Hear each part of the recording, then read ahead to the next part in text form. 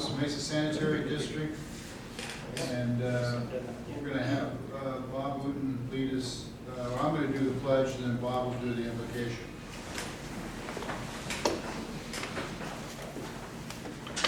Face the flag and repeat after me. I pledge allegiance to the flag of the United States of America and to the republic for which it stands, one nation, under God, indivisible, with liberty and justice for all. You can all sing along with me if you want.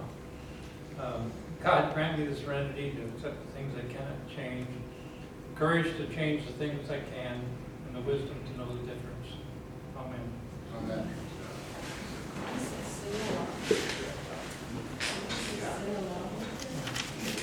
He did. Okay.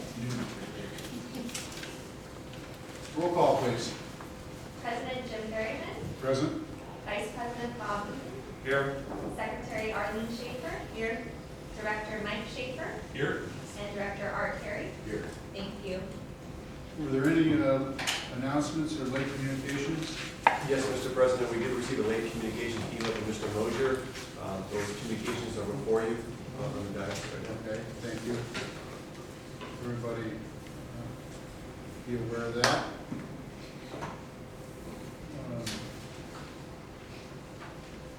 Ceremonial matters and or presentations. I don't think we have any. No, Mr. President, no. Public comments. Anybody in the public care to address the board? Okay, if not, we'll move along.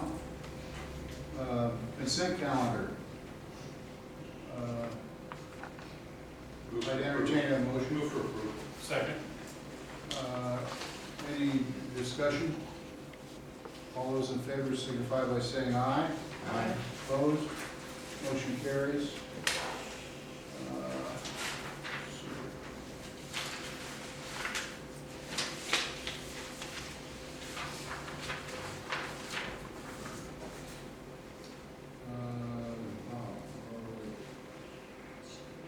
General Manager's report.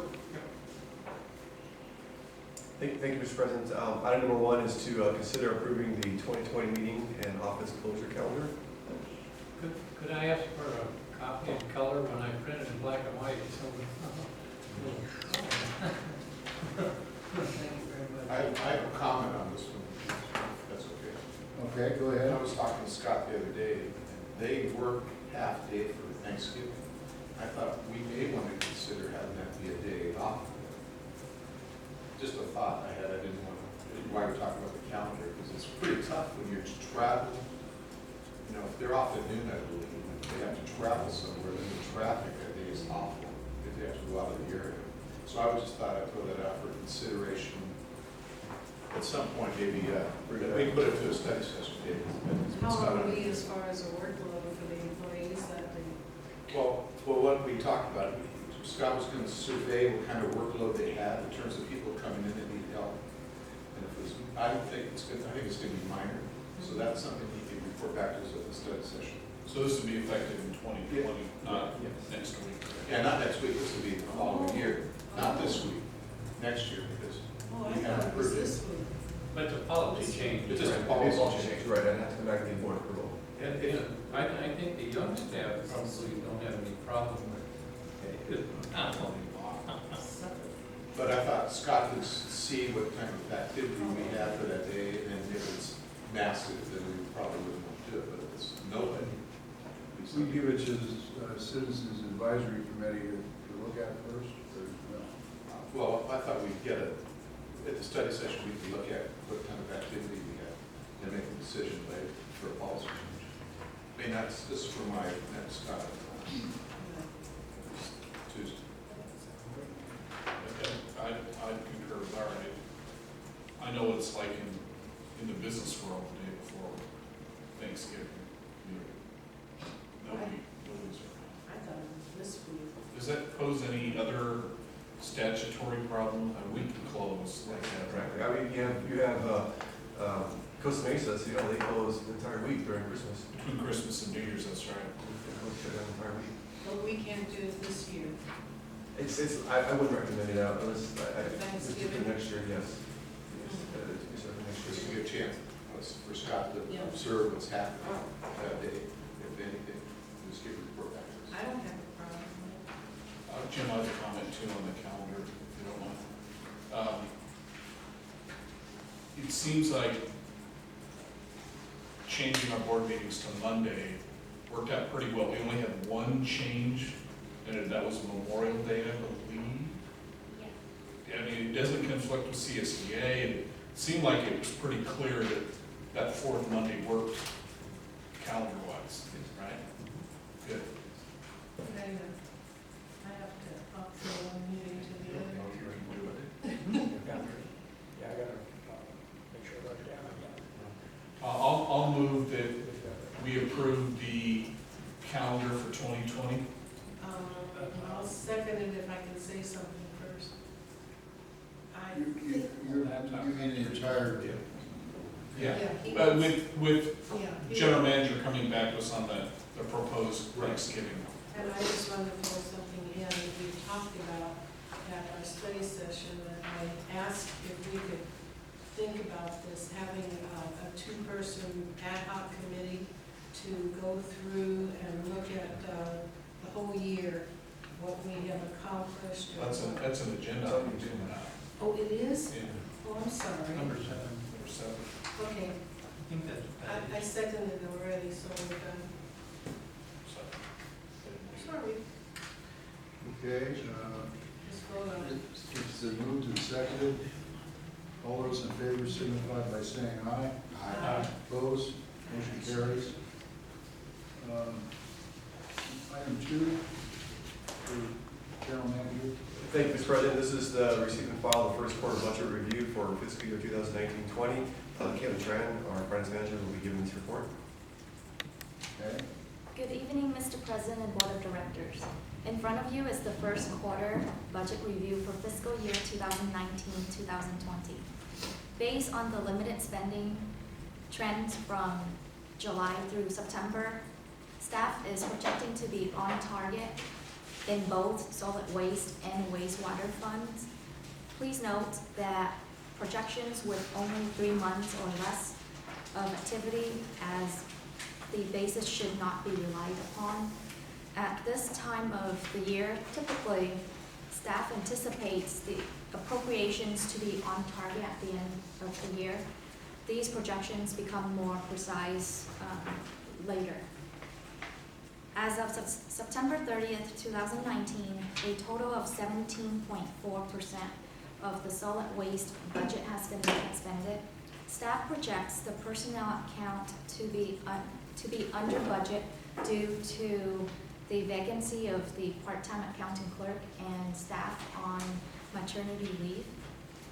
The savings in this account will offset by the overage for contractual temporary assistance.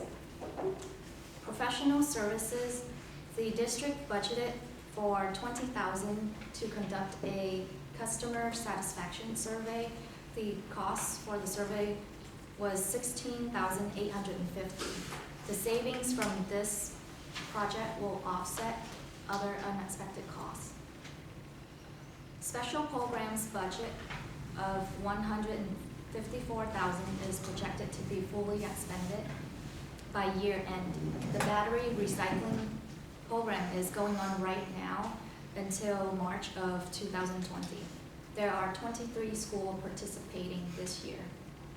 A total of 27.4% of the wastewater fund's operating budget has been expended. Staff anticipates no budgetary savings at fiscal year end.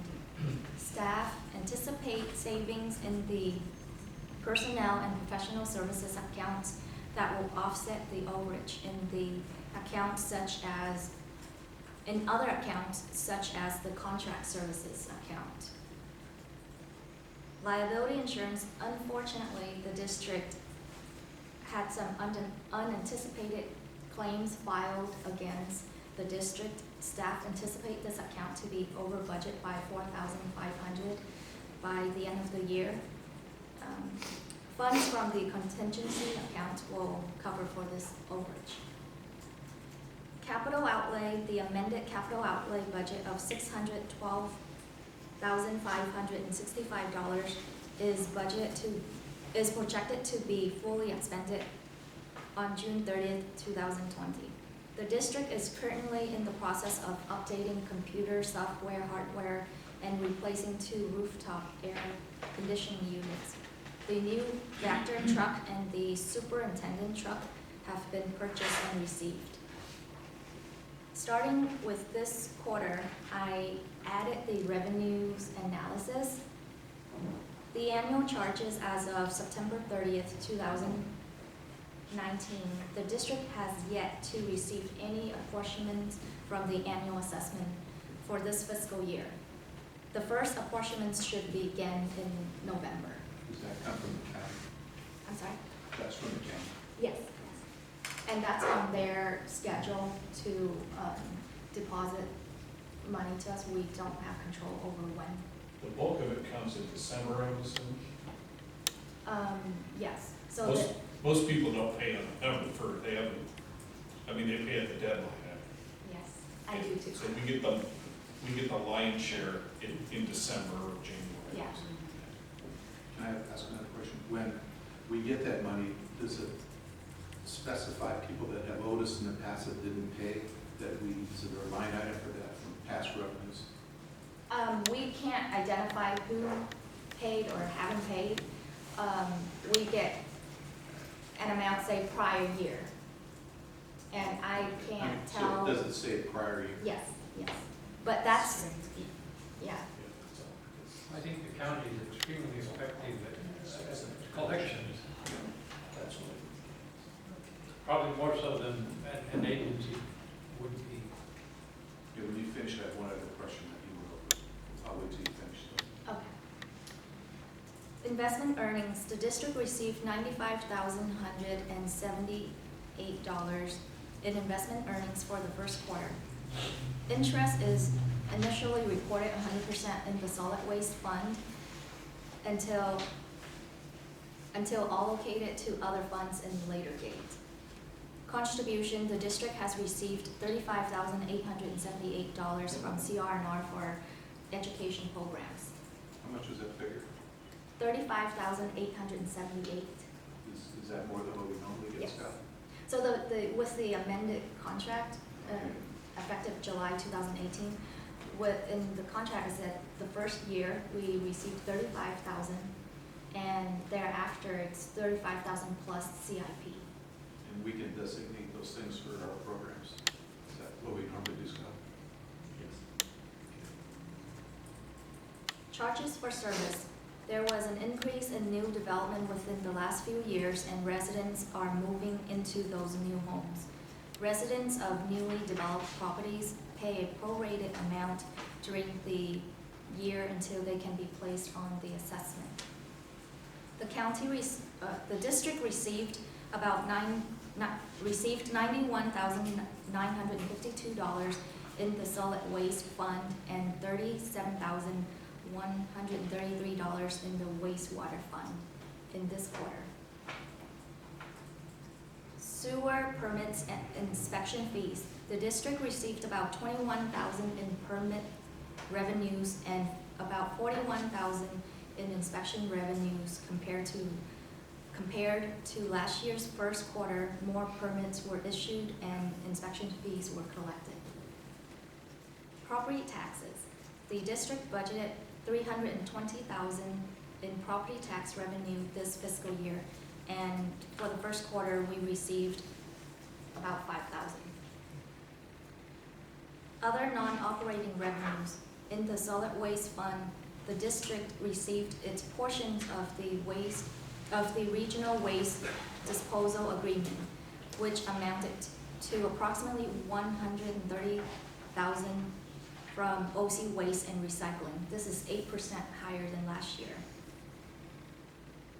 The wastewater fund received about $9,000 in non-operating revenues, which includes offices rented to Second Chance and the district 5% share for collecting and transmitting OCSD fees collections.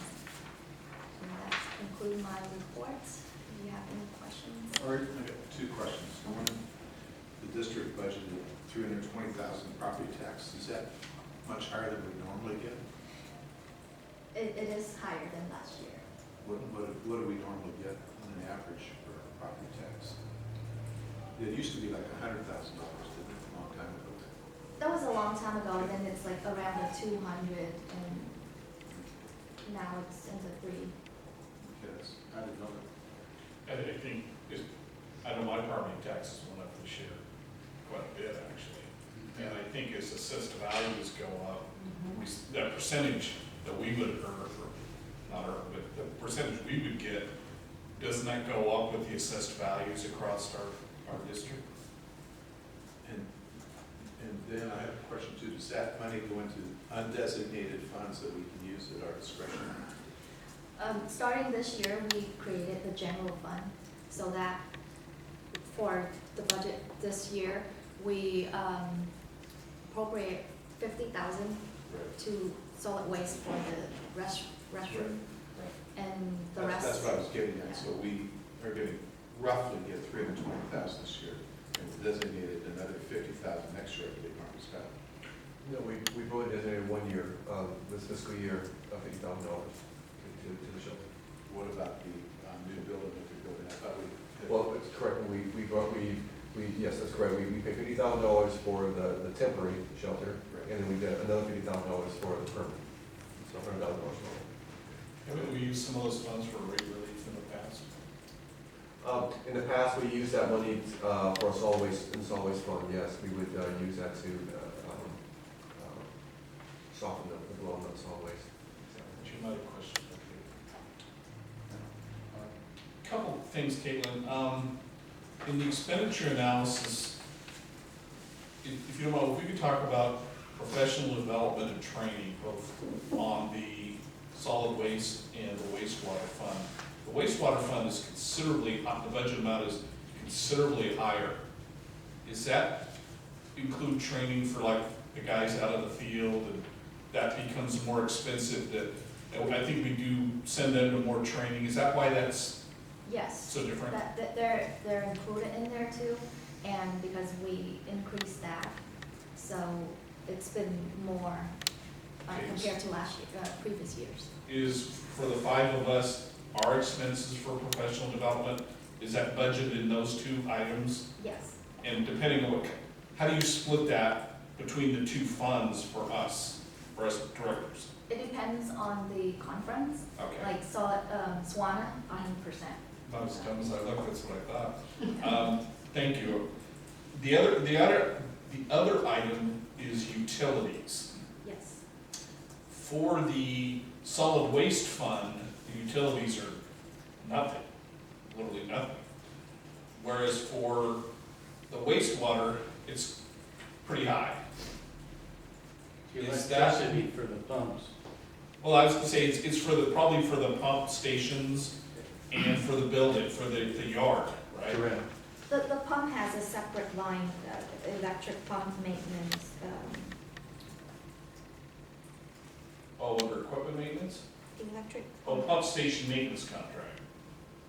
I see. So if you look at utilities and then underneath, it's water pumps maintenance and then electric pumps maintenance. Yeah, Yeah, so that's 60,000 budget, it's for the pump station, for electricity. okay, so I had assumed that utilities under the wastewater were higher because that line item is for the yard. And that building is probably more expensive to operate than this building? Well, the utilities at the yard is minimal because of solar panels, everything is energy efficient, so. It's just, So, so why are utilities higher under the wastewater fund than they are under the solid waste fund? Utilities are split 20/80, 10/90, so only 10% Okay. in the solid waste, and And- 90% of this building as well, Okay, here in the, okay, I gotcha. yeah, And we've consistently done that over the years, and we've split it at 10/90? yes. Okay, The majority of these accounts are split 10/90. gotcha. Art, one other question, back to the battery recycling. Are there any high schools in Costa Mesa involved this year? That I will have to get back to Because you. I knew Estancia was going to get involved, but I'm just curious if they did. Mesa has never been involved, but Estancia used to. That It was was- very, if it was telling you the difference, it was very minimal. It was very minimal. It's not over. No. That's what I'm saying. I do remember that Judy on the CAC was going to help get that going for part of the special ed department, I think, of Estancia. I was just curious if they did get involved. Oh, I know. Yeah, okay, sounds good. I'm hoping they did. Okay, let's go back. You received and filed item 2. Is that Yes. item 3, performance measurement? Item 3 is the 2019 citizen survey results. And this, you might recall, was presented to the board a couple months ago, inquiring what type of questions you want to ask the staff. Pawlowski Research is the firm that we awarded the contract to perform this survey. Adam Pawlowski is not here tonight to give the report. He had a conflict. He did give a report to the Citizens Advisory Committee last week. So tonight, I'm just going to do a brief rundown of the survey results and share with you his comments to the CAC. In the staff report, there's 140 slides. I'm not going to go through all 140 slides. The presentation I have is about 50 slides. But we'll go through it pretty quickly, and then I'll try to answer questions. If I can't answer the questions, Adam will be back at your study session in December to do this again, and then he'll give more details about the survey. So the one of the again, so they surveyed 500 residents. In your staff reports, it says of those 500 residents, 166 were done by telephone and 334 was done online. And they're all and they were done in English, Spanish, and Vietnamese. And so one of the first questions they asked is, what is the most important issues facing the community? And not surprisingly, it's homelessness. And what Adam said, at the CAC, what you don't see here is trash or wastewater, which is a good thing. But it was mentioned by a CAC member, environmental. The third item could be considered solid waste and wastewater, which is true. But still, according to Adam, it's not something that people think every day is wastewater and solid waste. Then the question was asked about, do they know if CMSD provides curbside collection? And 28% said yes, they provide waste recycling. But the one graph that really caught my attention was this one right here. No, they did not know we provided curbside collection, 40%. And that to me is a large number. 72% approved the job that we're doing. And if you compare that in 2016, that's a pretty big dip. But according to Adam, that's nothing alarming. He actually said this number is very good because he's asking questions to people that really don't know anything about CMSD or limited information about CMSD. And so to get a 70% approval rating, according to Adam, he said that's very positive. So don't it's concerning for me personally. Going down from 80 to 70%. But according to Adam, it's nothing to be alarmed about. Scott, would you go back to the previous slide? Sure. 50% of the people were renters, and I'd say 6 of them have CRNR as their service provider, and then there's 5 or 6 other service providers. So my suspicion is that 40% was probably saying, Waste Management picks up my trash, where picks up my trash. Well, we'll go at the end of the slide. At the end of the slide, I'll share the demographics.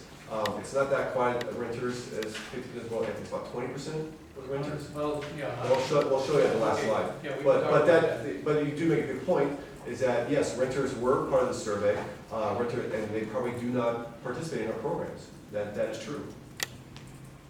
So they didn't call just our ratepayers, they called anybody? Yeah.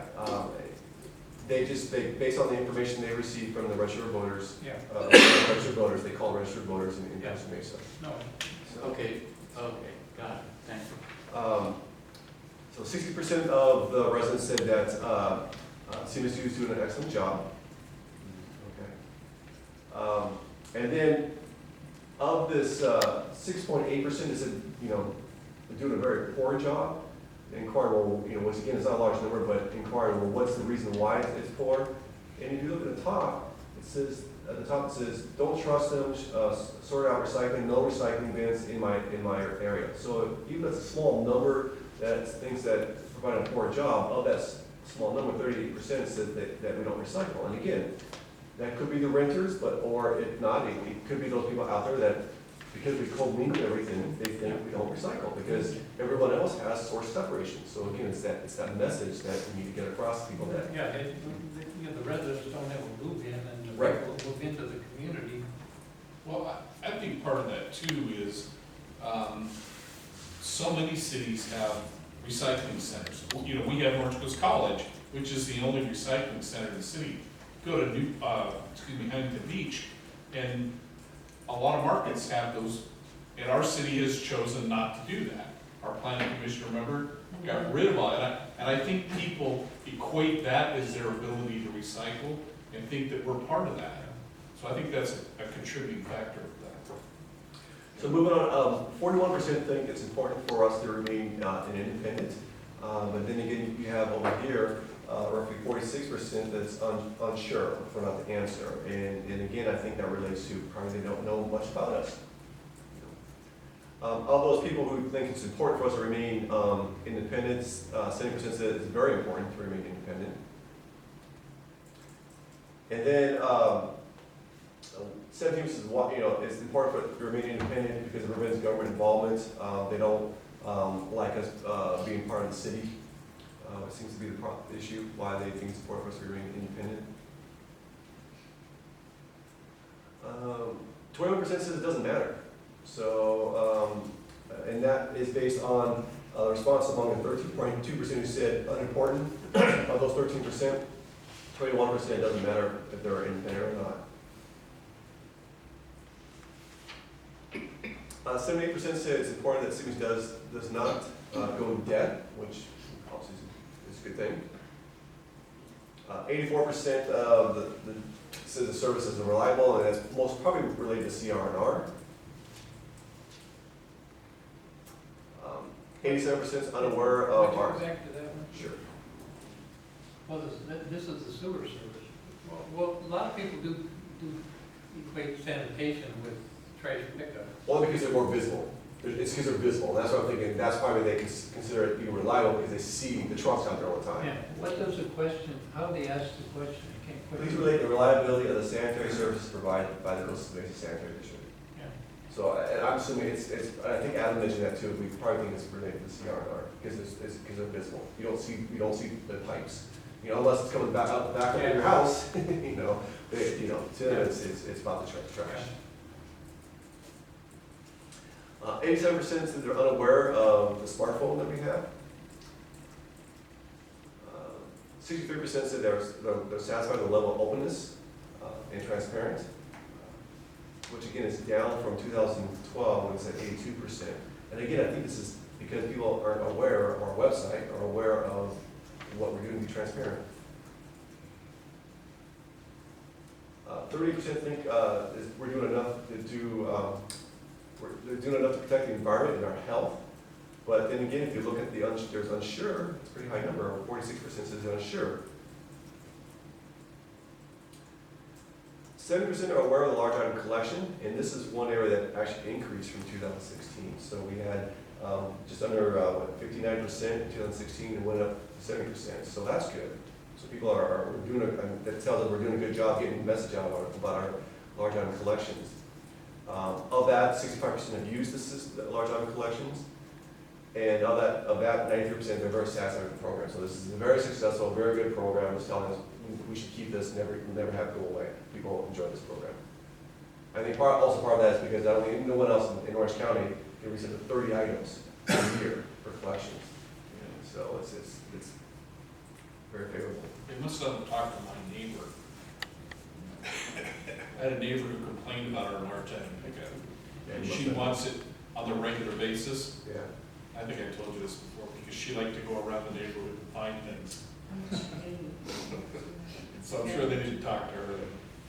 So this number's not too surprising, only because we implemented a door-to-door district-wide program for the household waste collection not too long ago. So I wouldn't expect this number to have a high awareness percentage. So 64% are unaware of the program, but I think it's more, as time goes on, as we advertise it more, I think that number will, the awareness will increase. 10% have not used the program, the door-to-door household waste collection program. Those that have used it said they're very satisfied at 82%. And this was alarming to me. 41% are unaware of the organic recycling program. So this tells me a couple things. One, they're either living on a rock. Two, they're renters. Or three, they just newly moved into our community and they're not aware of it. So even though when people do call us for setting up collection service, we do send them welcoming packages about our services and our programs, so that shouldn't be surprising. So 41% unaware, yeah, that's concerning to me. And also, Can you go over that again? How do we get that to them? so they'll call us and say, hey, I want to establish service, and they'll tell us where they live. So then when they tell us, we send them a welcoming package once we get their address. What's in the package? All the programs we offer, the services, the board of directors, who you are, stuff like that. So, I could do it That's what I was right there. thinking. We I do can that. miss it. yeah. So, and just for comparing to 2016, the unaware of 63%, 64%, that's not surprising in 2016 because we implemented the program a year ago, the year before that, 2015. So that wouldn't be surprising. Here we are, almost 5 years in the program, and we still have 41% are unaware of the program. That's, to me, is It could concerning. be, depends on who they call. It could have been to the places that don't use the organics. Like where I live, we don't have an organics program. It could be. There's a lot of factors, but to me, it's still a pretty high number. Well, how does that work when, say, a person moves and somebody else comes in? Then how do they know, they just take over their trash? Well, they use the same cars, yes, but, They don't necessarily get new cans? no, they use the existing can. They don't take the cans with them when they move. They keep them at their homes, and then they call us to establish service. We got to set a new account. You know, even if somebody moves into a place and they have the two different cans, it's pretty hard to mistake the organics can. I can use it at the top of the can, it's Sure. pretty explicit, so that's surprising. How do we know that they just don't start using the cans? Okay, somebody moves in and rents a house and they start using the can, or they buy the house and they start using the can. Do people stop the service? Or do they, you know what I mean? For someone else to start the service? It just rolls to their property tax. Yes, they'll roll in the property tax. I know. Well, but if it's in the middle, like if, let's say they moved in March, and so we got 3 months left in the fiscal year, we want them to come in and pay us a check for those 3 months. And then come July, they assess it on their property tax. So, but how do we know that they need to, how do we know that they need to come in to do that? They will let us know. That's the only way we find out if they. What happens if they don't let us know, they just start using the cans again? It's, They get 3 months of free service. yeah, but then it goes on the tax bill. In July. It would, yes, I know exactly, yes. Okay. It's usually neighbors that come and talk to you, if you're brand new. But I've never known anybody to come in and start the service, normally, Yeah, like Mike you're says, right. they just wait till the tax bill comes. Yeah, I mean, if I were to move, I'm sure not gonna take my cans and trash cans. Sometimes. Who would want your cans? Nobody would want your can. Scott, when was the last survey done? 2016. So it was roughly 3 years ago? Yes. And that was just after we rolled out the organic Yes. program and we had a lot of town hall meetings. Yes. There was quite a bit of publicity Right. about it. Yes. And education of the residents about the organics Yes. program. Yes, correct. And that intensity is falling off. Yeah, true. So of those that have used, 60% have used the organic recycling program, which is up to 2016, so that's encouraging. And 89% are satisfied with it, which is a good number as well. This again is not surprising because again, we had the discussion at study sessions, how do we get the word out to get people more, to participate more in our sewer inspection program. So 60% said they're unaware of the program, again, not surprising as we try to get the word out there. 57% have not used it, has used the program. Those that have used it said they're very satisfied with the program, 74%. 48% are unaware of the medical disposal program now, which is kind of concerning because, you know, most people have medications these days, you know, so I know the city has an annual drop-off with the police department that's usually in conjunction with a grant they get from the Department of Drug Enforcement, the DEA. But our drop-off site here is available every time we're open, and we also have some pharmacies that are available. So the program's available, just wish more people take advantage of that. Our name is not on the pharmacy thing, so it's the company's name, I believe. Is it? I don't know. Yeah, I don't know either. I'll take a look. I wouldn't expect they would have special boxes with our name on it. You know, they know it's available. Sure, that's a good point. It may be true. Yeah, look into that. 80% have not used the medical disposal program. And those that have used it, they're very satisfied with the program, which is good. Again, this one I'm not too surprised because not everyone, you know, has a needle, you know, have needles, you know, so this one doesn't surprise me. Fortunately, I'm aware of the program, that doesn't surprise me. Have not used Sharps Disposal, 70% have not used it. Those that have used it are very satisfied with the program, which is great. Again, there's a relatively new program, not surprising about these numbers either, because it's a relatively new program, but we are getting a ton of people using it, which is great. It's always full, which is fantastic. Great program we implemented about the American flag. So 59% said they're unaware, 79% said they're not used the program, but those that use it, 90% approval rate, which is fantastic. So great program. Do you know which, our neighborhood, some of the realtors went through and they planted flags a couple times this past year. I don't know if that was Costa Mesa wide or just a realtor. And do you know, have you viewed what size flags are in that? There are like flags behind you. I think there are flags in that. There's a big flag, Big flag, not the little yes. flag. Yeah, the ones you're talking, the little plastic ones, like 4th of July, and, They've done it twice. yeah, the 4th of July and maybe Memorial Day. Some real estate agent, they planted them for everybody in the yard. I think, unfortunately, most people just throw those away because they're plastic. You know, from what I gather too, this, actually Director Uden and I both went to this meeting, and at that, I think that a lot of people in the community are aware of the newsletter, and that helps them out too, because a lot of the statistics came from that, from what I heard. Yeah, and we'll talk about that later in a second about how they would like to receive their information, the newsletters on top of that list, which is very encouraging. So regarding the Citizens Environmental Protection Academy, 80% have not heard of the program. 32% said they were interested, and there's also over 26% that said maybe, so that's not bad. Of the 38% who said they're not interested attending for obvious reasons, that they're just too busy, don't have the time to go. That's okay, we get it. Now we talk about sewer rate, a possible sewer rate increase, because as you know, going through the budget process, we recommended the board adopted a budget where the sewer rates will be frozen for 2 years, no rate increase, effectively has an increase in 3 years when we do the next budget cycle. But we said when we do the next budget cycle, we want to at least do another engineer's report and Prop 218 to consider another rate increase. And so we posed that question to the 500 residents, would they support raising the sewer rates, you know, knowing that it would be used to replace infrastructure. And 40% supported raising the sewer rates. 64% strongly oppose raising the sewer rates. That's basically out of this 23% were opposed it. 64% said they strongly oppose any kind of sewer rate increase. Then we ask them, okay, well, what's your comfort level? How much would you be willing to approve a rate increase? And majority of them said, 61% said $2 to $5 over the next 5 years.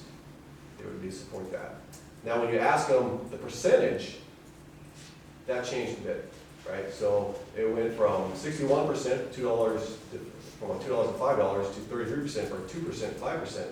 And according to Adam, that's because they don't know what that number is. They're unsure. And so what this is telling you is that if we want to seek support for a rate increase, we should use the dollar amount, not the percentage. So going to customer service, 23% said they had called our offices in the past year. 81% were very satisfied with contacting CMSD, which is good. And here's a question that Secretary Schaefer said, that 40% prefer to stay informed with the newsletter, which is good. So they're reading our newsletter, they like the newsletter, which is encouraging. They prefer to be communicated monthly. I don't know who wants to be communicated daily. I don't know if they want that, but there are people who want to be communicated on a daily basis. But the majority of the residents want to be communicated on a monthly basis. Those daily ones are probably board members.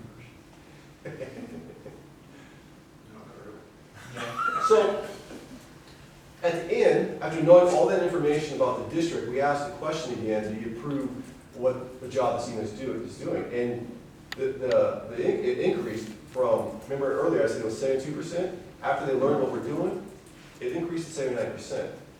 So that's, and we know that also from the study group. The study group we did a study group of about 15 residents. Didn't know anything about us. Once we showed them some videos that we've done, we talked about the programs, the approval rating went through the roof. And so that's where it's telling me, I think that's the gap that we have. You know, how do we get our message across? Because we're not getting it out there. Here we are, 75 years old, and we're getting people that know nothing about us, know nothing about the service, but once we tell them what we do, the approval rating goes through the roof. And I do believe that's probably part of the reason why maybe Measure TT passed, because they didn't know anything about us. And so once we do a better job, or once, not enhance a job, but we do a fantastic job with social media and the newsletter, and we're doing a better job than we've done in the past, but we still, now we got to raise it up and go over, you know, enhance what we're doing right now so we can see those numbers increase. Here's some statistics Vice President Udo was talking about. Here's that 20% apartment renting apartments. Now we do service some apartments, but not a lot, and I don't know what apartments they're serving. But yes, so obviously that numbers, those renters could skew these numbers because they might not be our customers. It's a possibility. Yeah, if you add up everything below the 20%, or, you know, that says they rent, you know, it gets up around 40%. But we usually service units that are 5 or less. I think that's, I'm considering like the big ones, the big massive rent complexes that have the bins. We know those have bins, but typically we do service a lot of condos rent that have 5 units or less. And finally, this is just some more demographics just for your information. So that's it for the presentation. Again, if you have any specific questions I can't answer, Adam will be back with us at your December study session. We'll run through this again, and he'll go into more details on how he conducted the survey. You did a very thorough job, I thought. Well, he was very complimentary. A lot of those numbers, he said, those numbers are unheard of with agencies that he does polling for. You know, the approval rating on that. Right. At least that's what he told the CAC. Yes, exactly. Okay, thank you for that presentation. And number 4, carryover appropriations and carryover encumbrances. No, this is, Mr. President, this is hiring public relations firm, which relates to the last time we just talked about getting the word out. As I mentioned, the numbers, while Adam Philosophy said, don't worry, those numbers are good, they're still down from 2016. As I mentioned just a few minutes ago, once we tell residents about our programs and the service we provide, the acceptance goes through the roof. You know, they enjoy the service we provide, they believe we're doing a good job.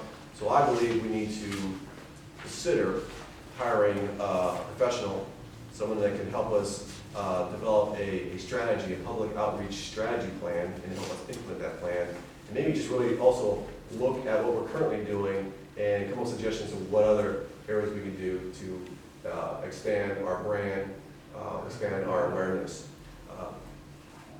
What I'm seeking direction from the board is to direct staff to solicit RFPs, request proposals from qualified public relation firms, and then we'll report back with a recommended firm that hopefully will also have an action plan or what they are proposing.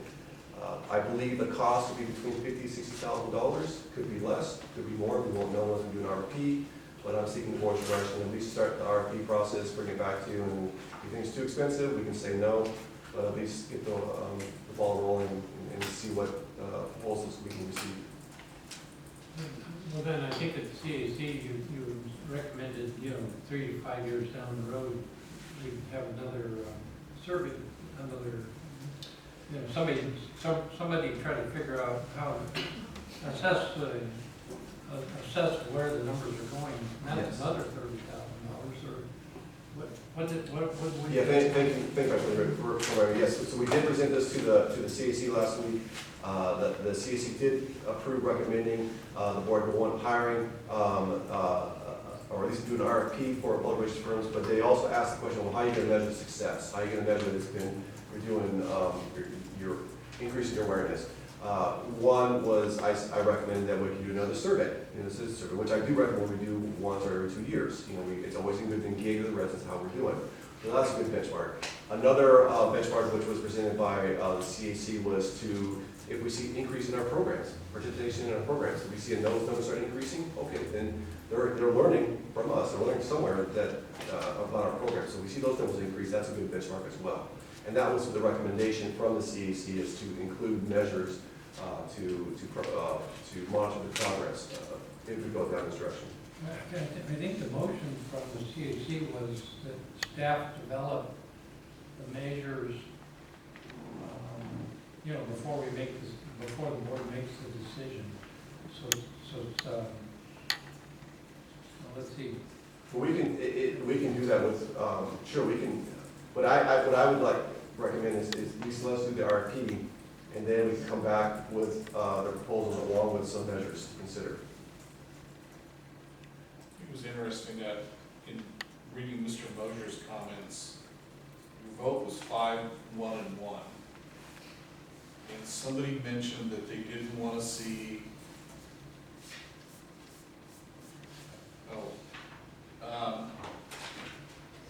money might be used for a Mesa Water-like program with self-promotion or branding. I don't want to get into that same trap. Yeah. Mesa Water has become, to some extent, a blight with their banners and their stickers. And what does that do? What does that do for them other than people driving by saying, "I heart Mesa Water"? I don't want to get into something like that. I don't want this to look like a contest. I guess I don't have a problem with putting an RFP if the RFP from the people who want to participate give us a clear direction on what they want to do. $50,000 sounds like a lot of money to raise that from 70-90% to 90% or whatever we're looking at. I guess I don't mind. I'm a little. Does it really matter that people know who we are? I think it does. As I mentioned earlier, I think that's why Measure TT passed. If we want to get the word out there of what we're doing and that we're important to the community, I think we need to up our game and spend some money on branding. Water districts spend millions of dollars on their brand, millions. And I'm not asking for millions. I'm asking for $50,000-$60,000 to just get the word out there. But then the implementation is going to cost, and the surveys, the subsequent survey is going to cost. Well, we do that all the time. We do that now anyways. And the survey was $33,000. Again, a survey there's value in the survey because it tells us where we stand, how well we're doing. Well, what Mike said was he wanted the RFP to give us clear direction on what they could do, but the RFP will only explain their qualifications to do the study. They won't list the Objectives or 16 things. goals? No. I mean, then that study would be done. Well, but if we said in the RFP, what would be your plan? I think we need to develop what we want. Sure. As Absolutely. public, if we're gonna do this, Yeah. we need to decide what we want from it. And then before we do an RFP, we put in our goal from CMSD is to raise the awareness of the community in a measurable sort of way or whatever. So I think we need to have that discussion before we do. So have a study session, discussion on what's your objective, what we're trying to achieve, right? Well, one thing that I feel very strong about is that people in the community, and I mean a lot of people, do not understand that we're not attached to the city. Yep. We are independent, and to me, that word has never gotten out enough. That I people don't think still. that'll ever change though. It's been like that since we started. Well, I get a lot of calls, and, I know, but I'm did just you do saying, this and that for the city? I And know, I'm but not they the still city. think that we're still part of the city, no matter what we do. No matter what we do, it's frustrating. The best advocates and the best salesmen for our district, unfortunately, are the five of us, because we're the ones that are talking to the public.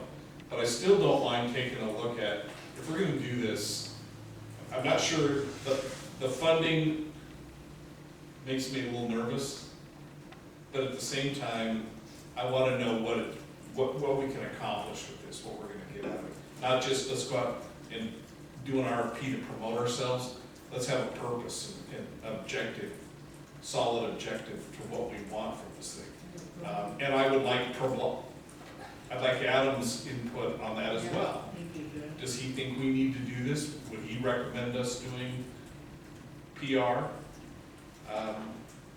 I'm almost thinking that rather than, this will blow a couple of them away, rather than hiring a PR firm, maybe we have an on-staff PR. That's what I thought. I mean, I like a part-time person, but, and I was thinking along the lines of, asking a question about social media. What are we doing in terms of social media that we could expand on? Oh, Gina's doing a fantastic job. I mean, we've done more social media this last year than we've done ever in this organization. I mean, I was thinking, well, because I get a message every day from the homeowners association about what's happening. Like I read the other day that someone was looking, somebody to pick up her large items, and I emailed her and I said, hey, contact CRNR, they have a wheeler program, pick it up for free. Somebody else said, hey, this other company does it, but you'll have to pay for it. But I'm just saying, there's a lot of homeowners associations that we could probably contact, because they every day I get a thing from the next door, next door neighbor, you know. I get like 8 or 10 of those a day. We tried to get on Nextdoor, but they only make it available to first responders. And we tried to explain to them wastewater is first, but they don't believe that. And so now they were thinking about charging us. And so Gina's done all this research, all this kind of, and we can't get on it. How much is the charge? It's based on your population, so I think ours ended up being like 500 plus a month. Does the Oh, city, that's fine. Yeah. then does the city pay to be on Nextdoor? No. No, because they have first responders. Because Tony Dodaro, whatever Tony's Yeah. new title is, he's on there all the time saying, the city is gonna be doing this, or the city's gonna be doing that. Cities get it for free because they have first responders. Nextdoor doesn't recognize wastewater industry as a first responder. They don't recognize that. And it's challenging. We go back and forth all the Maybe time. we should go back to Mike's idea about having a study session just on this, what are we trying to achieve and how we're gonna go about doing it. And I would like you to include an alternative as to hiring an in-house PR person, if that's feasible. Well, and $500 a month, you get $6,000 a year, we're looking at $200,000 by the time, we complete this program, at 60 to 70, 60,000 plus 30,000 plus the staff time to implement it, which I don't know, I don't have a clue whether they would come back and say, hire a person or hire a consulting firm. Staff, I think they were a little overwhelmed when we did the town halls, but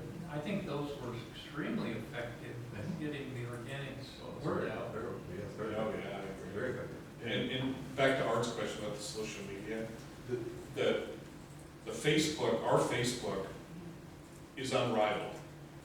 I think, Jamie, you do the Facebook. It's although the picture of Scott was a little cheesy, but other than that.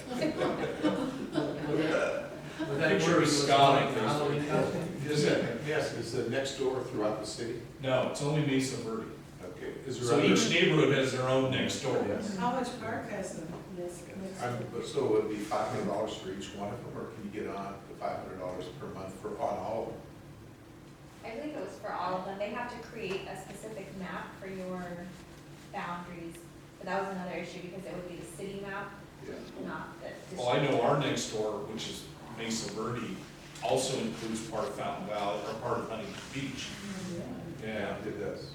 you noticed that too?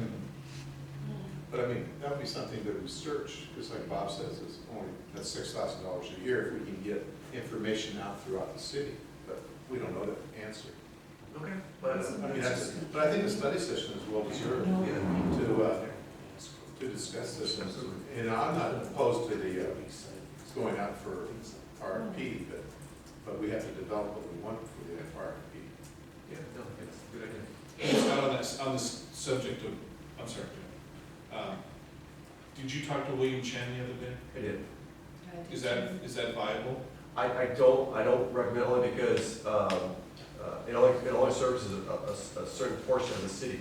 Our tax dollars has to go proportionally to everyone. I wondered, I told him that when he asked. William Chen is the guy that writes. I told Mesa Scott, Verde. I told Scott no. Oh, yeah. I told him Yeah. no, And so he because does his Mesa Verde, because I talked to him, I said, oh, why don't you, I'd like to copy that. He says, you know, Mesa Verde. But that's going on city. I didn't think it was a good idea, because I'm gonna be on it next month, I think. Yeah, you And are. I don't want money's going to be for notoriety. Yeah. He can get other advertising. He could call Bob up if he needed to. The city newsletter is a great resource. It goes to It's everyone. a great story, it's a great magazine. I'm just kidding, I don't know. No, I saw Scott. So are we in agreement that we want a study session and discuss the different possibilities? We should probably do it soon, and tie it in with Kowalski Yeah, I was information. just gonna say, Adam's gonna be at the next one, so why can't we do that? Yeah, same time. Also, Scott, is just budgeted, No, it's not.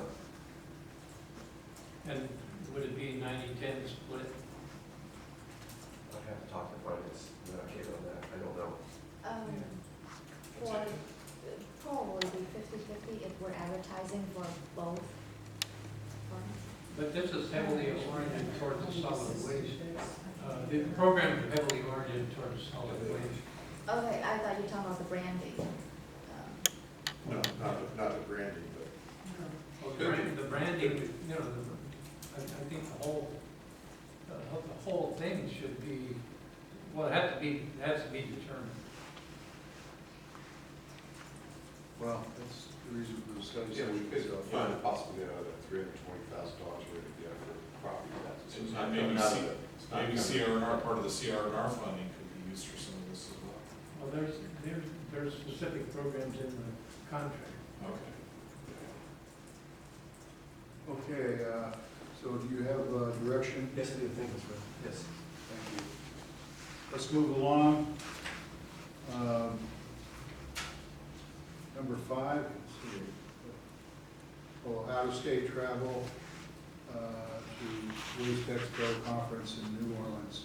Yes, thank you, Mr. President. So on October 29th, Secretary Schaefer and Director Schaefer expressed interest to attending the 2020 Waste Expo Conference in New Orleans from May 4th through May 7th, 2020.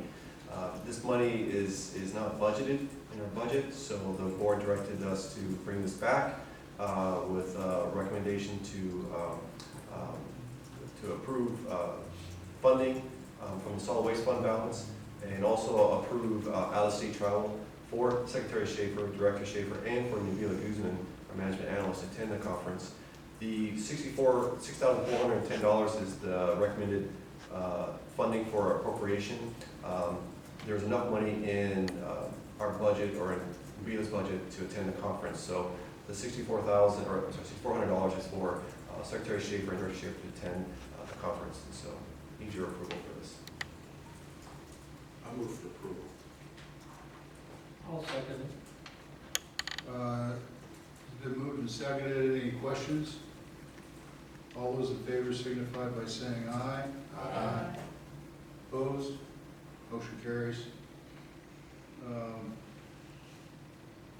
Item 6, is it the same thing here? No, actually, it's different. Actually, when Secretary Schaefer, Director Schaefer, and Nabil return to New Orleans, Caitlin and Lou will be going to New Orleans for another conference. And this is for the Government Finance Officers Association. This is the national organization for public finance professionals.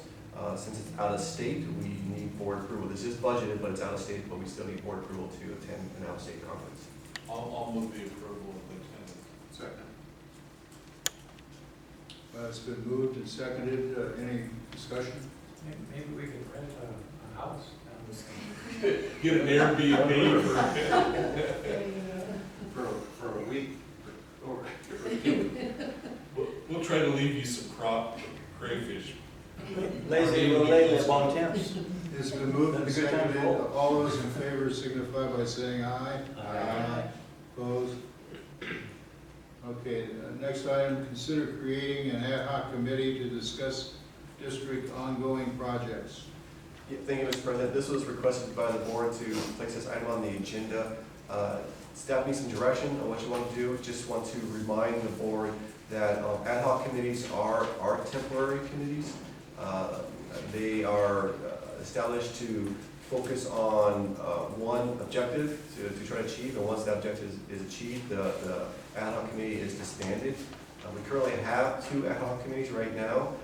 We have the Policy Review Committee and Solid Waste Committee. Now there's a request to put on another committee. There also want to mention to the board that Mr. Mosier has made comments on this item, so if you haven't read those comments, I encourage you to read them, and seeking direction from the board on what you want to do on this item. It's a pleasure of the board. I have a question on Mr. Mosier's comment, and this would be for council. We're not, there's no limit on how many ad hoc committees a board can have, is there? No, but as the general manager has indicated, as Mr. Mosier said in his comments, an ad hoc committee is one with a temporary purpose and focus, and it would be a subject that was to be resolved and then it would go away. A committee or to discuss ongoing projects does sound like a standing committee, which would be a permanent committee subject to all Brown Act rules and all of that. If it's going to on an ongoing basis review projects, I guess.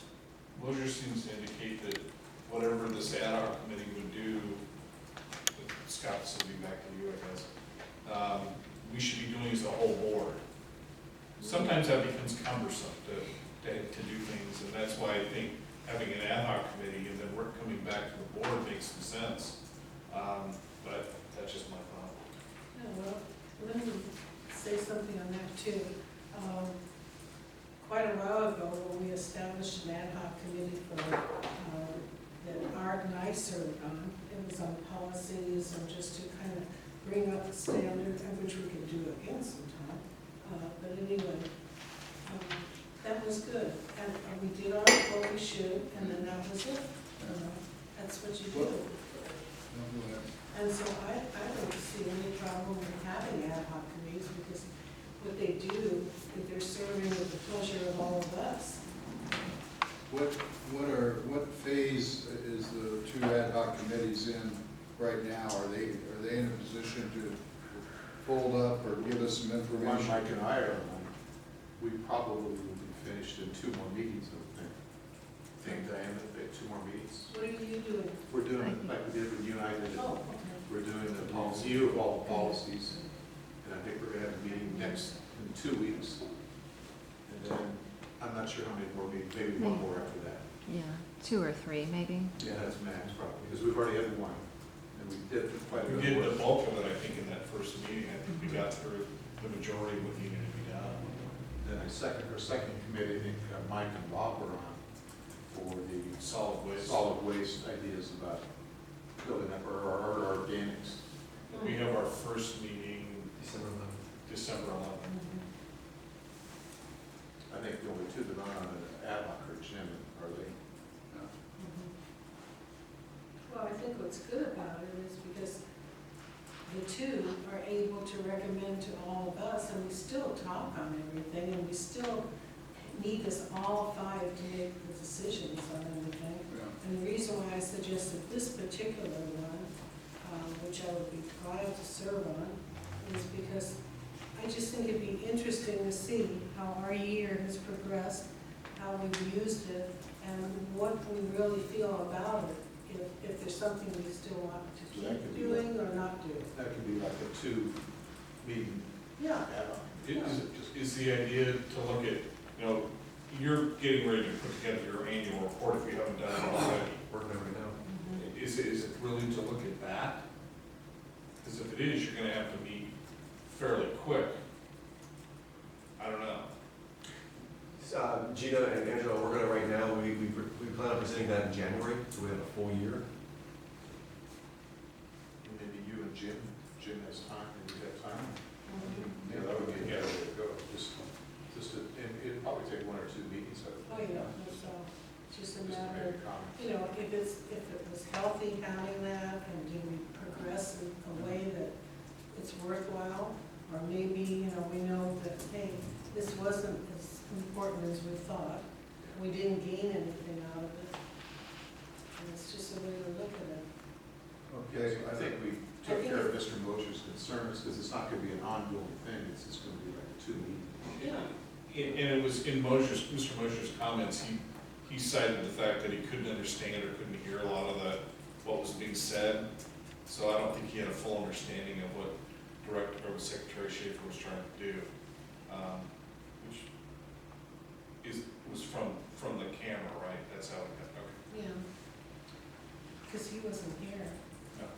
And the thing is, it's a way that, to me, it has nothing to do with our manager coming with a review of the year, because we look at that as reviewing him. Well, And maybe, that's, maybe you could have the first meeting after he presents the review to you in January. Yeah. And That's you- good, too. You can review that and the other considerations. sure, Just a thought. yeah. I'll go ahead and appoint myself and Arlene for that committee. Just a question, what do we call the committee? Expediting going projects. I don't know. Mm, And, Mr. President, I think we also, even with the ad hoc committees, a lot of times we do observe the Brown Act anyway, so whether we call it a standing committee or an ad hoc committee, it really doesn't make much difference if we observe the Brown Act. And I don't know if the intention was to observe the Brown Act or not. Well, can you not have, if you're not violating the Brown Act, would be just those 2 members on the committee? Yeah, that's, if it's truly an ad hoc committee, then you wouldn't necessarily have to comply with the Brown Act. I think we have in the past for transparency purposes and because of certain language in a case that seemed to suggest you might need to, but obviously there is a right to have some kind of an ad hoc committee without Brown Act compliance. But certainly something like the anniversary committee would be appropriate for that, where it's a short-term assignment and you're arranging cake and decorations and entertainment. Because we only did like a 3-meeting for the 75th anniversary. It's a quick ad hoc committee. mhm. The policy review and the solid waste committees, there are 2 things. One, we are observing the Brown Act for those 2 meetings as Council Burns mentioned for transparency purposes. Secondly, those 2 committees have CAC members. Do you want citizen advisory committee members on this committee too, this ad hoc committee? I don't think it's necessary. I don't think that's necessary. It becomes complicated to me. And if the intent of this committee is to really, to look at the programs that we've done over the years, just to kind of get some board input on what you're gonna give us, I just think the CAC is gonna complicate it, trying to set up meetings. We could call the committee, project review committee, progressive, Because right now we're having a conflict getting our next meeting together with Mike and I, just to review it, the things we're trying to look at, see if we have to change. It's difficult getting everybody together. reviewing the projects. Yeah, the next CAC meeting's in January, so if you're gonna appoint the CAC, we can't do that until January anyways. So if you want to appoint the CAC members, so then the first ad hoc meeting will probably won't be till February. I don't think they need the CSC members on the committee. Do you think so, Mike? I don't think we need to do it. Because this is gonna be a short time, short meeting, Yeah. gonna be short ad hoc meeting. Yeah. The information we presented to the CAC. Eventually.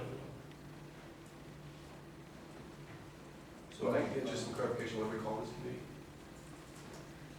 What do you call it? Yeah, what do we call it? What do we call it now? Is there you know? Project review, ad hoc project review committee? The projects that exist right now? For actually 2019. I think you're putting together the accomplishments, right? Oh, the accomplishments. There you Who they go. accomplish? There you go. Yeah, no, I think it should be called, Oh, okay. Very good. That helps define the annual accomplishment. the annual report on accomplishments of the district. Yeah, Okay, thank you. That was good. that helps narrow it and make it more of a temporary committee then. And as far as scheduling a meeting, you don't have to do that here, right? No, not now, staff can reach out to you and find out what's the appropriate time for you. Okay, I don't think we need to take any formal action, or do we? Yes, we need to make a motion in a second, because you are appointing two board members, so we do need action. Well, I think your appointment, I'll second Jim's appointment and course of action to move forward with the ad hoc committee. I'll second what President Ferryman said. And then we only need Arlene too? Well, it's the two of you. You appointed. You appointed, and I'll second your appointment. Oh, okay. So now we need to vote. Could you do one motion to establish the committee and appoint the two of you on the committee? That's what I thought. All right, I'll make a motion to establish the ad hoc accomplishments committee, Review annual accomplishments. annual accomplishments committee For 2019, for so 2019. limiting it to a year. I second it. It's been moved and seconded, I'll wait here for Art. Does the motion include the two of you being on the committee? That'll be a second Or one. is that going to be a second motion? Okay, very good. All those in favor signify by saying aye. Aye. Opposed? Motion carries. I would like to appoint Arlene as a member of that committee. Along with yourself. Along with along with myself. I second it.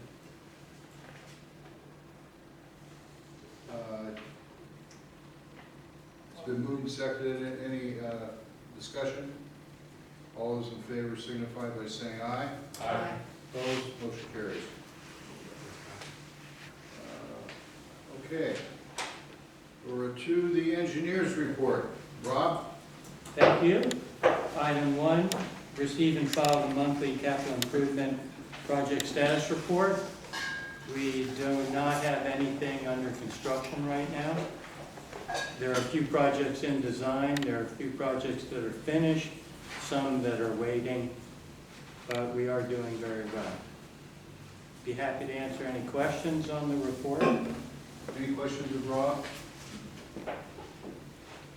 Okay, thank you, Rob, for that. Number 2 is a declaration of conflict of interest regarding property at 377, 379 La Pearl Place, where the developer has hired my office. There will be construction of 2 residences and use of the existing sewer lateral. So we implement the use of the alternate district engineer, which works out very well. That's worked out fine since it was set up by Alan, and everybody knows their role. Item 3, I'm sorry, Rob, where's Little Pearl? the Pearl is off of, it's off of 16th Street. 16th Street. On the east side? Yes, it's on the east side towards Newport Heights. It's Okay. almost in the heights. Like a little private street? Yes, Yeah, it, it is. like it's a cul-de-sac, but it's actually a shoehorn. Yeah. It might be off Tustin. No, 16th Street. Okay, I'm just curious. Yeah, it's off of 16th Street. It's a horseshoe. Yeah. Thought I'd do a street in the city. One piece is La Pearl Place, the other's La Pearl Lane. Okay, thank you. Is this originally that used to be the city councilman in Newport Beach? Yes. Yes, it is. He's teaching his son how to be a developer. This is his son. No, this is him teaching his son Okay. how to be a developer. Yeah. There have been other examples of that in our city that didn't work out so well, so I hope this one works. Like D Ward. Item 3 is our Canyon Pump Station Rehabilitation and Force Main Replacement. This is our normal course of events when a project is complete. We accept improvements, file notice of completion, and exonerate bonds as shown in the staff report. This project went very well, and the change orders were very low. We had $30,000 credit on one change order.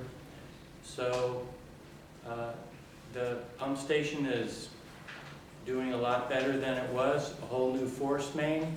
So we have no worries there, and rehabilitated the inside of the pump station. Second. It's been moved and seconded. Any discussion? All those in favor signify by saying aye. Aye. Opposed, motion carries. Item 4, inflow and infiltration. Thank you. Staff embarked on a smoke testing program, and the program worked out very well. Gave the report at the CAC meeting, and the CAC, We didn't give it to the CAC. pardon? We didn't give it to the CAC, remember we delayed it? Study session. We did it at the study At the session. study session. Yeah, study session. Okay, thank you, sorry. Okay, it's been discussed at the study session, so the, thank you, Scott. At the study session, we went over this in detail. The board said or directed us to come back with a proposal to actually monitor the flows from the fairgrounds during this coming winter, and to consider that along with the other recommendations in the report, and to consider additional funding for the second phase of this area and future phases. And we do have that proposal to put that meter in.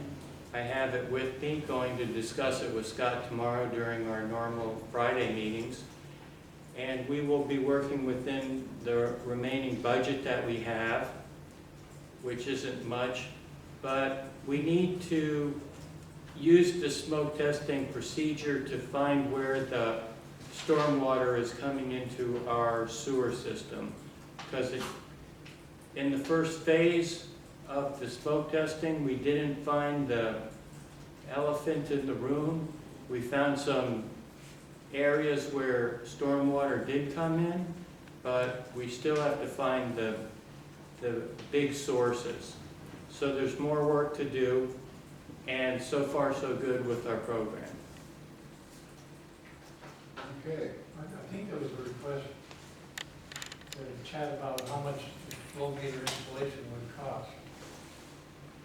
The same consultant who did the report offered to put the flow meter in, and even sent an agreement over. This is the firm ADS. They ran the smoke testing program, and they just did a very, very good report. The cost for the flow monitor is for 90 days, $10,500. If we want to have a rain gauge with it, meaning if we to be able to say how much flow did we get, we kind of want to equate it to the amount of rain we get. There used to be on the OC Public Works, OC Watersheds website, data on the rain gauge in Costa Mesa owned by the county. We can't find that data anymore. So we may want to use the option for the rain gauge that's in the proposal here. So 13,000 is about what's left in the budget. We spent about 27 for the first half of the smoke testing out of 40. That leaves 13. Here's 13. So we'll be discussing this tomorrow with the general manager and see what he feels is appropriate. But we do have that proposal ready to go. We could probably buy somebody a rain gauge near the site. You know, I have a rain gauge in my yard. Can we rent it for less than 2,500? Yeah. I'm his agent, it'll be 2,000. Might have a 1090 problem. And I'm his insurance agent to make sure it's done correctly, so. No, I mean, Well, you'll get back to us Anyway. with Scott. Yes. Scott. Well, yeah. We'll make a plan and come back. Yeah. At the next study session, Yes, please. yes. Okay. And that's Any other questions of the We have this is an action, we need to take some action for you on this. I would say, Receive and file, maybe. No, it says recommendation, direct staff to implement the recommendations and to provide smoke tests in the remainder of the Mendoza plan. We need to act on that? I'd maybe direct your general manager to, Yeah, it'd be nice to have that for the record. All right, I'll move that we direct staff to implement the recommendations in the attached report, and that we direct staff to smoke test the remainder of the Mendoza pump station tributary area in fiscal year 2021. I'll second it. It's been moved and seconded. Any discussion? That second part of your motion, should we wait till after they talk this Friday? Well, this isn't about the flow meter, this is about doing the testing again in 2021. Yeah, We only did half of it this time, so we'll do the other half. Okay, which is not Yeah. great. All those in favor signify by saying aye. Opposed? Motion carries. Treasurer's report. thank you. Nothing this evening, Mr. President. Gosh, you're so brief and so refreshing. Attorney's reports. Thank you, Mr. President. I think maybe Colin reported this last meeting, but Assembly Bill 1184 that would have required us to keep the emails for 2 years was vetoed by the governor. And in his veto message, he said, "This bill does not strike the appropriate balance between the benefits of greater transparency through the public's access to public records and the burdens of a dramatic increase in the records retention requirements, including associated personnel and data management costs to the taxpayers." So Governor apparently looked at all the letters that were sent and did the right thing. It surprised a lot of us. Not because he did the right thing, but because we didn't think he was going to rule that way on that one. He listened to CSDA, Yeah, he really did. well, he did a great job. What is the length that we have to hold them right now? Or do we have to hold them?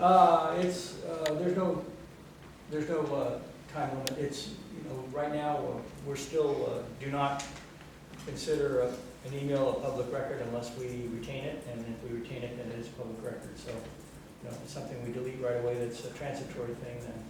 But, the law is working its way towards emails being the new form of communication, so things are evolving.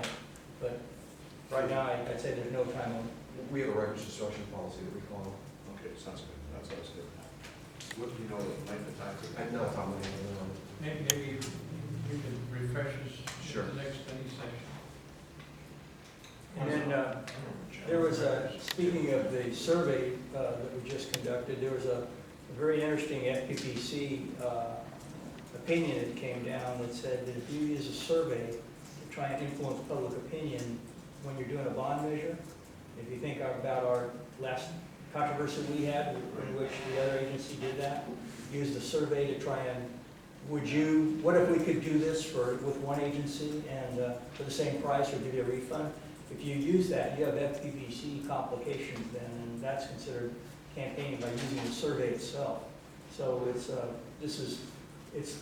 there's no new law, it's just a new interpretation that they've taken, that you can't use a survey that's campaigning also, by the way you ask questions and the way you try and work the issue. I thought that was kind of interesting. And That's that was good. very relevant a few years ago when we were in our dispute. Do you think LAFCO knows that ruling already? LAFCO? I mean, think they know that?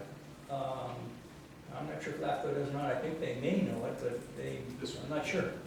Because Yeah, some I think members- LAFCO's attorney probably knows it, yeah. Yes. Okay. Anything else, Alan? No, Mr. President.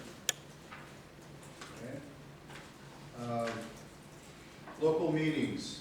I attended the Orange County Sanitation District meeting, and the most significant thing, and I can't, disclose all of it, but we, they bought that property across the street, across yeah. And, I mean, we got like, what do we got, 10 million in it or something, some ridiculous thing. We kind of have been bouncing it off of and formulating our plan to go ahead with the construction, and we've run into a real problem with the city of Fountain Valley. And I'm not gonna go beyond that, but it's, it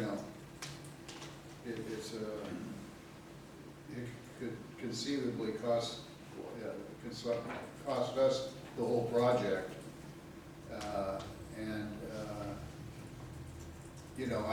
I gotta think something's gonna give and somebody's gonna get reasonable, but at this point, it doesn't look good, but, Bob, what do you think? Well, basically, the issue is, if the Orange County Sand District takes X number of buildings, they were gonna lose property tax. Right. Well, they're gonna lose that, yeah. Yeah. No matter what, but And so the negotiation, I think, is, it's all about money. It's all about money. Yeah. But it's illegal for the city to lease us like that. And that's what our attorney is going to go in and it's, anyway, that was it. Do you have anything about that?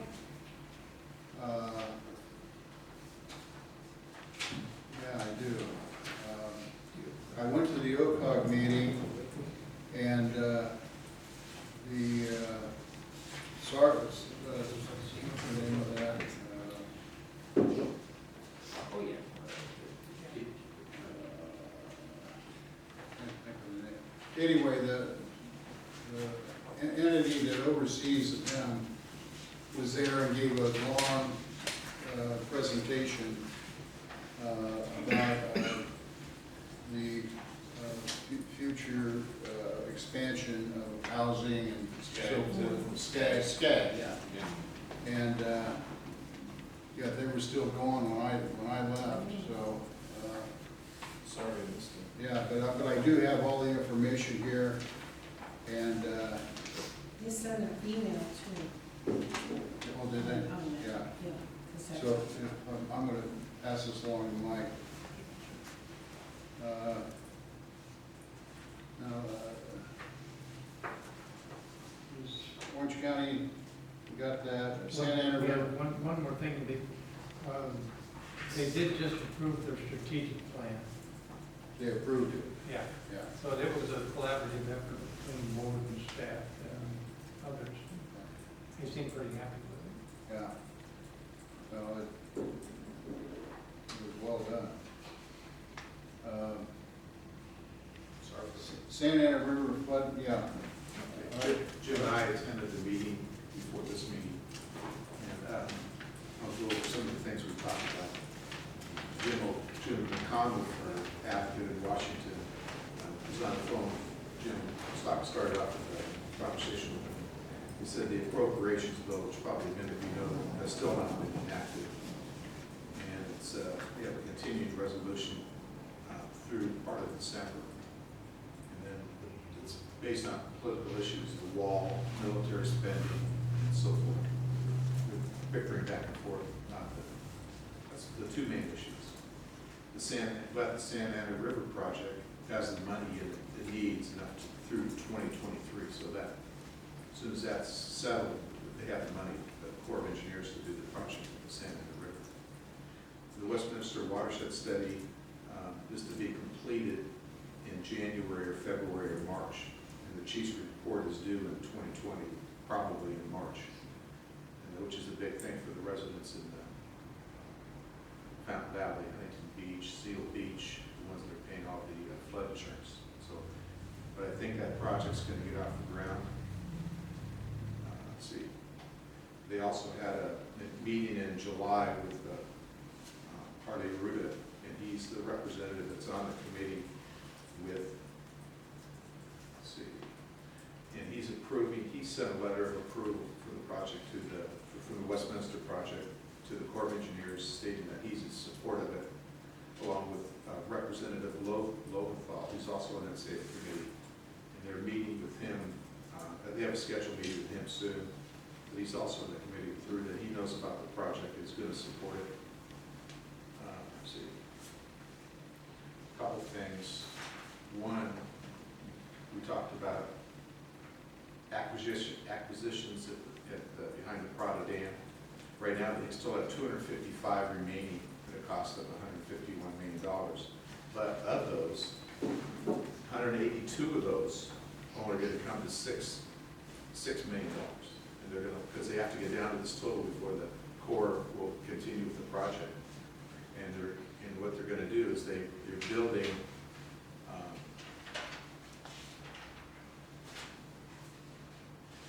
the auxiliary embankment and flood wall phase in 1 and 2. And that's just going to take away some of the major expenses because they don't have to pay for the property. And the Alcoa dike, they're taking care of those dikes right now so that they can eliminate 181 of those projects and just pay like a small $6 million fee. So that's going to get them down to like 40 or so pieces of property that they still have to purchase. Let's see, I think that was major. They've got 2 presentations, audiovisual presentations about what's happening. And right now, cities of Fountain Valley paid $377,000, Garden Grove $1,865,000, comes Huntington Beach $4,558,000, Santa Ana $1,466,000, Seal Beach $60,000, Westminster $766,000, comes to $9,095,000 a day yearly for flood insurance. So that's what they're trying to get down, get this project completed, so those can be hopefully reduced or eliminated. Well, the cities aren't paying those. No, the residents are paying. And I didn't ask the question, maybe you can ask, I didn't ask the question. That money goes to the insurance agencies. It goes to FEMA. I mean, do they pay you? Yeah. And then you send the whole amount to FEMA? In essence, I'm an agent for FEMA, but it goes through me, and I interact directly with FEMA when I sell a flood insurance policy. Okay. It's got nothing to do with the company I represent. It's all through FEMA. Okay, that's what I thought. I didn't have a chance to ask that question. No. That's what they're working on, to try to eliminate those fees for those cities, which is pretty significant. That's good news, bad news for me, I mean. But that's basically it, unless Jim has anything to add. You covered it. Okay. Okay, who's up next? He's done. No, we got Mike, or no, Arlene.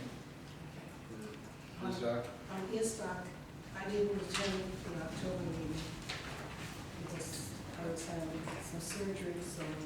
Basically, we just keep rehashing things at this time.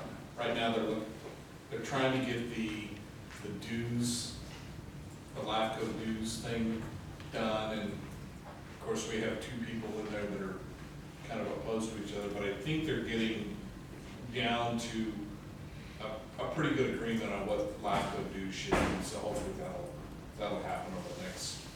Does not have to agree with this, is it just, is not talking about it, they're talking about it? Oh, LAFCO will have to agree with it, but I think they will. What they're trying to do is, they're trying to make it more onerous on the big districts Yeah. and the smaller districts. Well, the biggest districts are Orange County Water District, Mesa Water, Irvine Ranch, and, you know, like Yorba Linda they're small, but they're paying a bigger portion, so. But I think they're getting down to a formula that'll be more beneficial to everybody. And that continues to be the discussion of most It's districts. been going on for a couple of years, the discussion. There was some talk about, we also talk a lot about Aqua, the Association of California Water Agency, because ISDOC is primarily water districts. So we talk a lot about Aqua and their conferences. They have a lot of conferences. That was really it, Jim, that Okay, thank you. Arlene, Okay. CSDA? Okay. On CSDA, let's see, I went there for legislation meeting on the 24th, and we're, in good standings with CSDA for our sanitary district, because Gina's coming through, and so is Scott with letters, which is important. And we send those in, and that really counts for us with our attorneys up in CSDA, so that they can sit at the table and feel, hey, we have X amount, feel this way. Besides just saying CSDA feels that way. So we had that meeting, and then on the 25th, I went to the Professional Development Committee meeting. That was our last one of the year. In fact, both meetings were of the committee that's there then. And I chaired that one. And we talked about how successful the 50-year anniversary conference was, for CSDA. And all the people, we exceeded our known people. I had all the statistics, but I didn't bring it with me. And it's fantastic how we have so many people committed to going to their Anaheim for this meeting. And I guess some of CSDA, the northern part, is concerned because we're having so much down in the southern portion, and we're not having enough up north anymore. So it's the price of hotels, and it's happening. So, we have to understand that. So anyway, that's that. And we had our new assignments given to us as far as what committees we're going to sit on for CSDA next year. So I'm on the legislation committee again. And then also, I'm on the professional development committee as chair again for this next year. So I'll be involved with the convention and the conference that goes on. And it'll be interesting. The conference, of course, will be in San Diego. San Diego. Desert. At the Marriott. It's the Marriott Hotel that has Desert Springs. Desert Springs? I think it's Desert Springs. Anyway, I just said. It's in India as well. Yeah. Palm Springs. And it sounds like a good one. And you said we promised everything would be under in the hotel and not outside, because it's moved to August, which is different for us. We never held it in August, so it's usually in the fall. And so everyone was kind of bucking on that one, but it'll be okay because everything will be inside and have all the plans. So, and I'm on a committee to kind of look at the speakers who we're going to have at the conference. CRMA has one speaker, and we're going to have one, and that's it. Because we looked through different studies and found that, people don't really exactly like to sit there and listen to all these people talk, compared to workshops, that they really want to hear different things that they need to know. And from what I heard, I think Adam is going to be one of these workshops too, which would be interesting. So, anyway, that's about it. Okay, Mike? Yeah, we had our SDRMA board meeting earlier in the month. We bid farewell to Ed Gray from the Chino Valley Fire Protection District. It's a big loss to SDRMA, but we did welcome Jesse Claypool from some district up where I don't even know where it is. It's up above Marysville or somewhere. Nice guy, he should fit in the board well. The biggest, we had a financial report from our investment folks, and on the workers' comp side of our investment portfolio, we're doing really well. The property and liability side ain't doing so well. SDRMA is seeing some hard effects on the property and liability. Our reserves and things are being challenged primarily because of liability lawsuits and things. So the SDRMA staff is working on several alternatives to hopefully keep us from having to raise rates. So we'll know more in February and March, but that's kind of where we are with SDRMA. That financially, we're extremely strong. That can't last forever, especially in Israel. We talked a little bit. I don't know how much you guys know about there's a construction project, and Alan, you may know of it.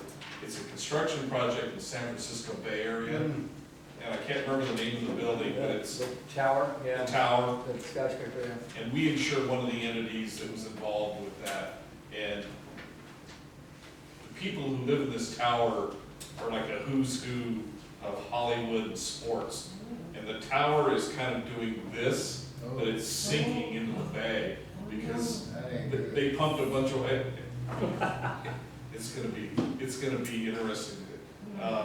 There's a bunch of heavyweights live in the tower. I don't live there, Bob. That's what you're referring to. Save that for a good joke. Listen, that's it. It was mostly a kind of a melancholy meeting because Ed Gray and I become very good friends, and he just wasn't reelected to his office last year, unfortunately. So that was basically it. Waco? Yeah, it was one of the better meetings that I've been to. They had a couple speakers from up north come and talk about plans for what they're doing, or what we need to be doing in the forests to keep them from being so destructive. And it's mainly the underbrush. If they do some thinning and also take care of getting rid of the underbrush, then the trees don't catch on fire, and the fires would be substantially diminished. So this is a plan that's been done, and it's approved, and it's in one of the, I think it's in the Mountain County Water Resources Association doing it. So it's in a pretty rural area, but it's up near Lake Tahoe. So they are going to go in and significantly reduce the fire potential damage, by what they're proposing, what the plan proposes to do. So if the underbrush is not there, then the trees don't catch on fire, and it's just not as horrendous. So I would suspect that this would be the type of plan, that is going to be enacted a lot around the heavily forested areas. They brought the environmentalists in, and the environmentalists now understood what they were trying to accomplish, and they agreed to it. It's basically been the environmentalists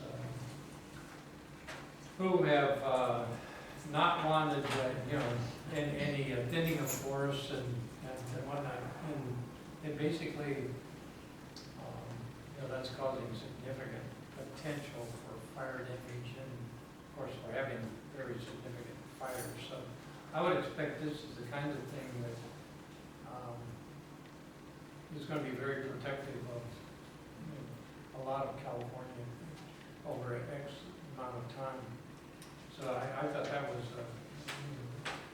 it was such a good idea, you know, and it's going to be enacted. Yeah, they showed pictures of both Before and after. before and after, and it was just amazing how, you know, it works. I have something to add to that. I just had a question for Scott. Bob answered it for me, but when you have a backup generator at a pump station, you have to have, is it AQMD permit? Yes. Do we have a permit for those? Yes. Okay, I didn't know. We haven't talked about it before. Yeah, there was all for permanent case. Okay, that's one of the things that. Didn't we, it's a lesser permit if it's portable than if it's permanent. Well, we don't have, yeah, we do have some permanent ones and we have some portable ones. I don't know, but we have a gas one, and I think that one isn't, very little, it's gas, natural gas, Yeah. but I don't know what it might be different. Yeah, I mean, it used to be, you know, 20 years ago, when I was in Orange County Sand District, there was quite a difference, but Did they come out and check those, or do we just have the permit? Both, they'll send us renewals, and then Carol can do a surprise visit and check them. I didn't know. That's a question I have. Okay, any old business? Any new business? Orange County Sand District, Speaking of all that. I don't think it was this board meeting, but the board meeting before, they were doing a climate study, or the impacts of climate change with the rising water, you know, potentially damaging their infrastructure. A lot of their pump stations are along the coast. Do we have any sense for whether we have any, we don't probably have a problem with a tsunami, and then we don't have any low-lying pump stations. Are any of our west side pump stations down in the? No. So we probably don't have any. That's correct. The lowest one would be 19th Street. And it's up on the bluff? Yes. Okay. Okay, new business? Any oral communications, and director comments? Jim, I had a question if I could. Yeah. Rob and Scott, I think. I was invited to a meeting in our neighborhood last night that I was able to attend, and it was in relation to a new development of homes that's being proposed or built above Harbor Boulevard in the industrial, you know where Oh, yeah, I know what it is. SoCo is. Yeah. But apparently they're building a huge, I get the feeling it's gonna be affordable type housing or something, but, About 10% of it is. okay. Yeah. Do you guys know anything about this development? Is this on Sunflower? I believe so. Yeah, It's the one with 1,000 homes, right? Yeah. right. Is that, how- I don't know, I missed the meeting. Yes, we have entertained a sewer study by them, and there's some OCSD lines there, CMSD lines there. We've actually issued them a 3-year will serve letter. Okay, is that between the riverbed and Yeah. Harbor Boulevard? I think so. Yeah. So they're gonna have to tear out some of that industrial? It's off Sunflower. Okay, I'll talk to, again, it was an open house at one of my neighbor's house, and he's a developer, is gonna be there, okay. Were they approving the project? I think they were trying to, because we're the closest neighborhood to this, Yeah. they're trying to, I mean, we've been beat up with the freeway already, expanding where Well, it's we gonna be on are. the other side of the freeway. It's on the other side, behind SoCo. So I was at the planning commission meeting that night when they approved, the city approved the the basic program for them to look at. Okay, And I think I gave the person's name to, I gave Rob's name to contact him about. okay. This is a, Don't they have to have Year ago. a zone change? I probably. And the only other comment I had is happy Thanksgiving to staff. I hope you Don't need Thank you. much anymore. And vice versa. I've got one more item. It's from the Newport Mesa Schools Foundation, Certificate of Appreciation to Costa Mesa Sanitary District. And I will put that in our case. So they're very appreciative of our support. Oh, by the way, on meetings, we all attended, I think, the city Yes. district liaison meeting. Yes, yes. Those things are becoming really cumbersome. Well, I'm the only one I thought that's, it was better than the last one. It was better than the last one, but well, some people got a lot accomplished. some people like to talk. I'm the only one that went on the tour though, and saw the new study session area. I love it. City Hall, It's like an extra room that they have Yes. for meetings. How yes, big was it? big. They have the chairs all set up, they've got everything ready to go, and the wall is broken into because of the asbestos, That's just- so they can't do anything. Really? Did you go on that tour? They can't use it because of the asbestos? Yeah, right, it has to be fixed, so they have to wait. Okay. Anything else to be brought before this desperate group? If not, I call this meeting dead.